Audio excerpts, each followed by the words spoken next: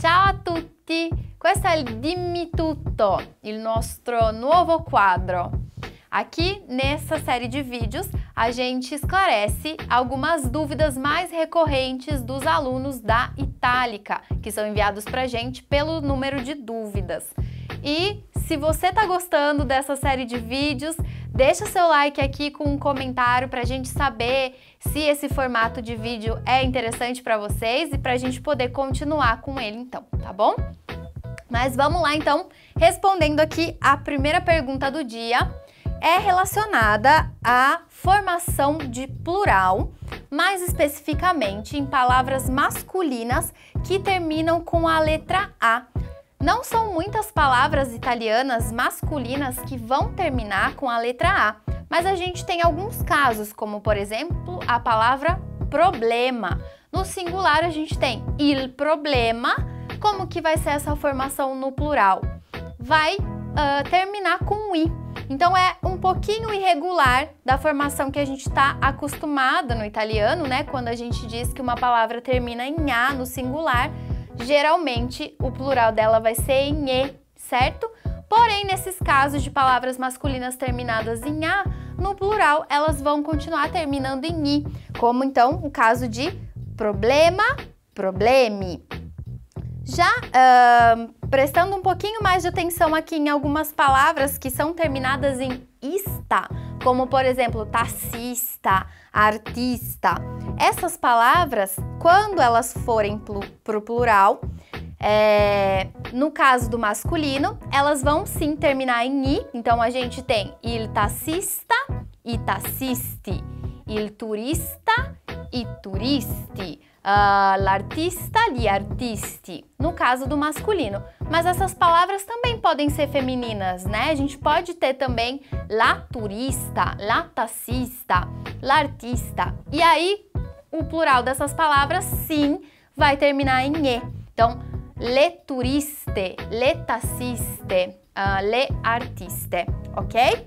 Então, só para resumir, quando as palavras masculinas terminarem em a no singular, no plural elas vão continuar terminando em i, mas quando acontecer ali, né, dela poder ser tanto masculina quanto feminina, como eu comentei aqui no caso que pode ser il turista ou la turista, aí depende para a formação do plural, a gente precisa considerar se é masculino ou se é feminino. Então vai ser i turisti, ma le turiste, ok?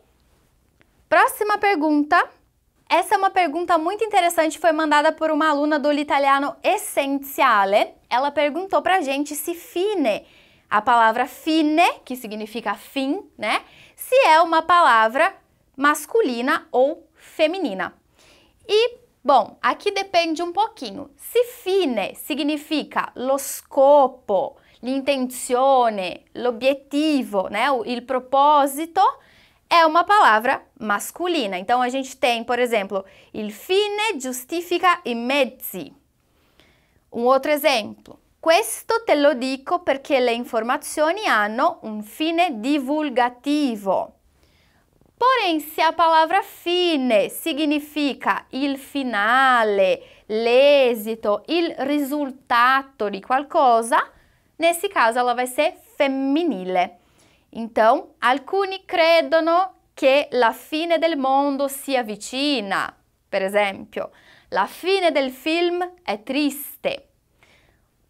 Uma coisa importante de dizer aí é, porém, com relação à expressão il fine settimana.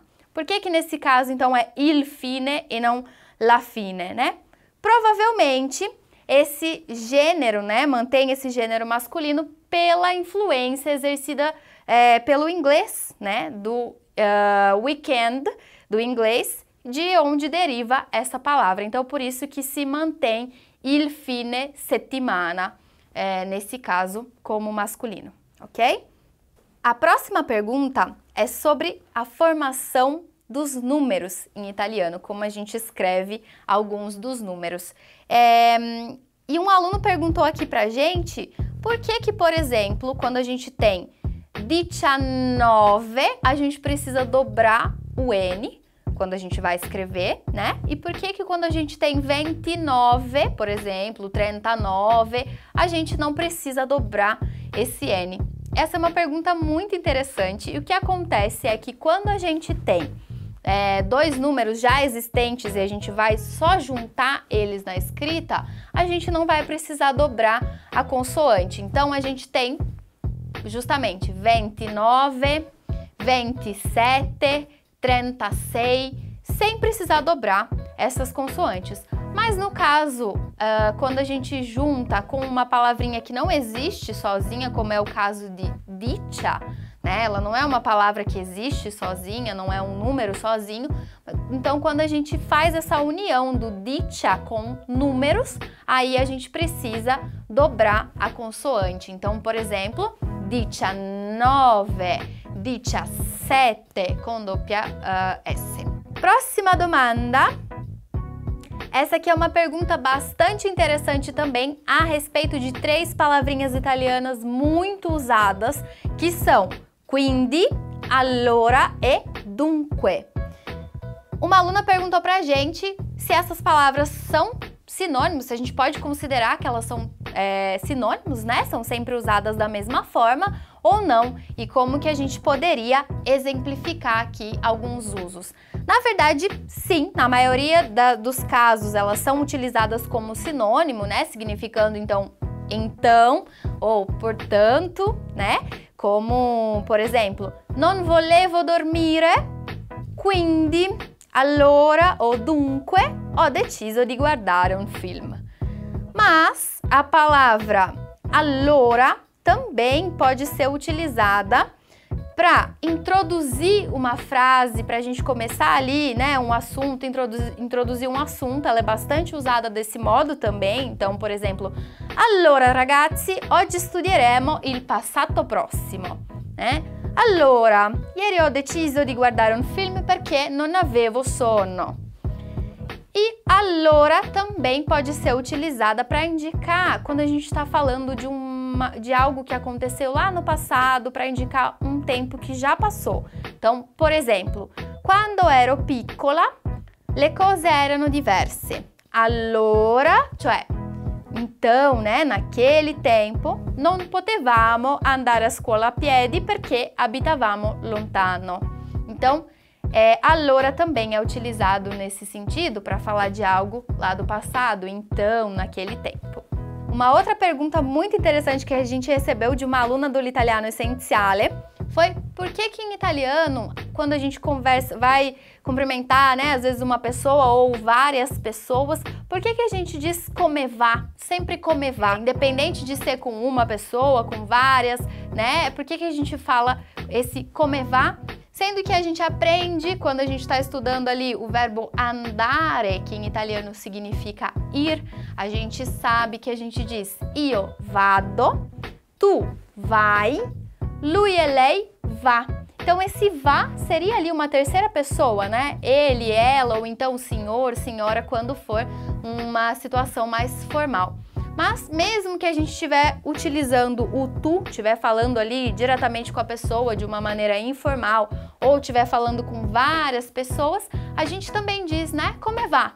E aí, né, por que a gente fala dessa forma? Porque, na verdade, a gente não está perguntando para a pessoa em si como ela vai, ou então para várias pessoas como elas vão, mas a gente está perguntando como vai a vida, como vai tudo, né? Então, por isso que a gente usa sempre esse come va la vita, come va tutto.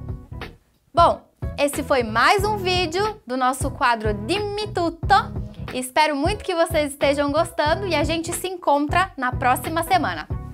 Arrivederci!